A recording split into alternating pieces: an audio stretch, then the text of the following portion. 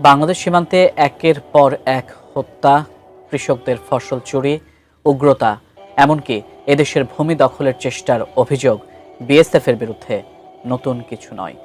তবে এবার আরও এক কুকর্মের অভিযোগ উঠেছে এই বাহিনীর সদস্যদের বিরুদ্ধে।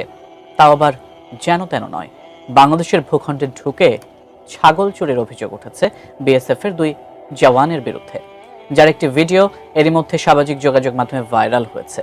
এতে দেশ জুড়ে বইছে তীব্র নিন্দার। আরো জানাচ্ছেন এসআই রাজ। বাংলাদেশের সীমান্তে ঢুকে জলজান্ত একটি কালো ছাগল চুরির অভিযোগ উঠেছে ভারতীয় সীমান্তরক্ষী বাহিনী বিএসএফ এর বিরুদ্ধে। সীমান্তে চোরাচালানকারী ও কৃষকদের চৌর্যবৃত্তি সহায়ক হিসেবে কাজ করে এই বাহিনী। তবে এবার তাদের দ্বারাই সরাসরি ছাগল চুরির দৃশ্য সম্বলিত একটি ভিডিও সামাজিক যোগাযোগ মাধ্যমে ভাইরাল হয়েছে, যা ব্যাপকভাবে আলোচনার জন্ম দিয়েছে।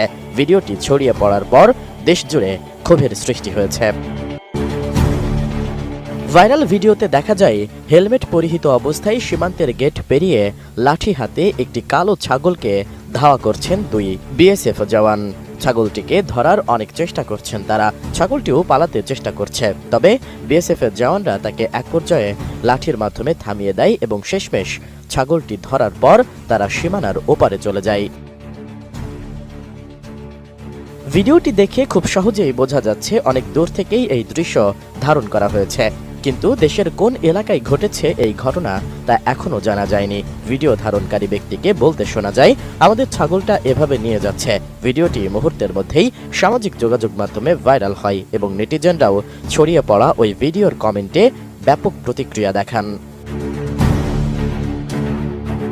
সীমান্ত এলাকায় এ ধরনের ঘটনা মাঝে মধ্যেই ঘটে, কিন্তু এবার প্রমাণ সহ সামনে আসায় মানুষের প্রতিক্রিয়া বেশি। যদিও এ বিষয়ে সংশ্লিষ্ট সীমান্তরক্ষী বাহিনীর পক্ষ থেকে এখনো কোনো আনুষ্ঠানিক বক্তব্য পাওয়া যায়নি।